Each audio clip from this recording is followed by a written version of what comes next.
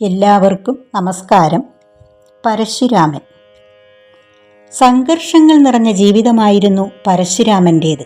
പെറ്റമ്മയെ കൊന്ന കുപ്രസിദ്ധിയും വേണ്ടുവോളമുണ്ട്. പ്രതാപശാലിയായ ജമദഗ്നി മഹർഷിയുടെയും പ്രസേനജിത്തിൻ്റെ പുത്രി രേണുകയുടെയും 5ാമത്തെ പുത്രനായിരുന്നു പരശുരാമൻ. അച്ഛൻ്റെ ആജ്ഞ അനുസരിച്ചാണ് പരശുരാമൻ പെറ്റമ്മയെ കൊന്നത്. എല്ലാത്തിനും കാരണം ജമദഗ്നി മഹർഷിയുടെ അടങ്ങാത്ത കോപമായിരുന്നു.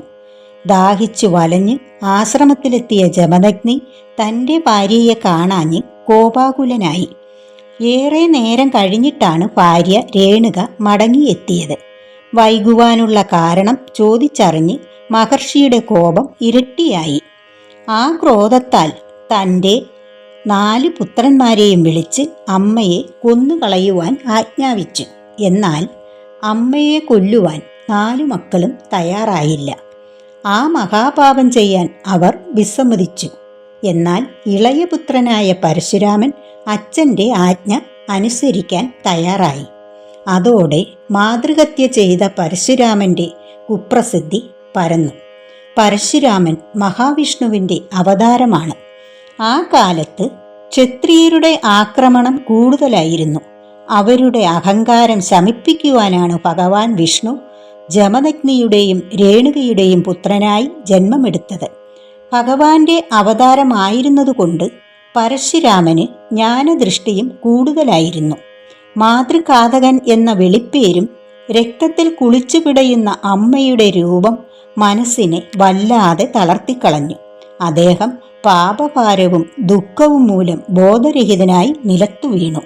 എന്നാൽ ഈ കാഴ്ചകളെല്ലാം കണ്ടുനിന്ന ജമദഗ്നി തന്നെ അനുസരിക്കാൻ കാണിച്ച ധൈര്യവും അമ്മയോടുള്ള അടങ്ങാത്ത സ്നേഹവും അത് മനസ്സിലാക്കിയ മഹർഷി മകൻ്റെ മുഖത്ത് ജലം തളിച്ച് ഉണർത്തി ആശ്വസിപ്പിച്ചു. പരശുരാമന് ഇഷ്ടവരം നൽകാൻ മുനി തയ്യാറായി.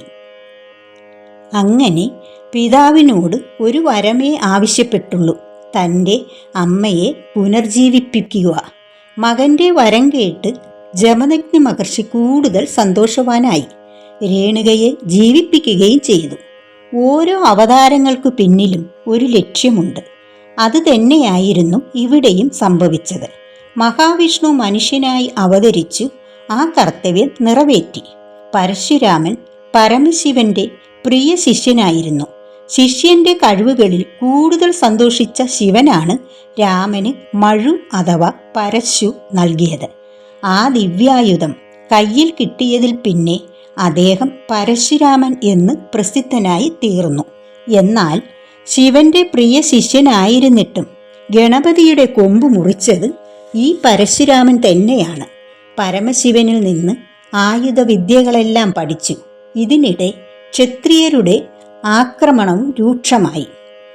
തൻ്റെ പിതാവിനെ വധിച്ച കാർത്തവീര്യനെയും ക്ഷത്രിയ വംശത്തെ ആകെ തന്നെയും കൂട്ടക്കൊല ചെയ്തു. തൻ്റെ പ്രതിജ്ഞ നിറവേറ്റാനായി പരശുരാമൻ 21 തവണ ക്ഷത്രിയവധം നടത്തി. വധിക്കപ്പെട്ട രാജാക്കന്മാരുടെ രക്തം 5 കയങ്ങളിൽ നിറച്ചു വെച്ചു. ഇതാണ് സമന്ത പഞ്ചകങ്ങൾ എന്നറിയപ്പെടുന്ന പുണ്യസ്ഥലങ്ങൾ. ആക്രമികളായ ക്ഷത്രിയരുടെ വധം നടന്നതോടെ പരശുരാമന്റെ അവതാര ഉദ്ദേശം അവസാനിച്ചു. താൻ നടത്തിയ നിരവധി ക്ഷത്രിയ ഹത്യകൾക്ക് പാപപരിഹാരമായി ഒരു മഹായോഗം സമന്ത പഞ്ചകത്തിൽ പരശുരാമൻ നടത്തുകയുണ്ടായി.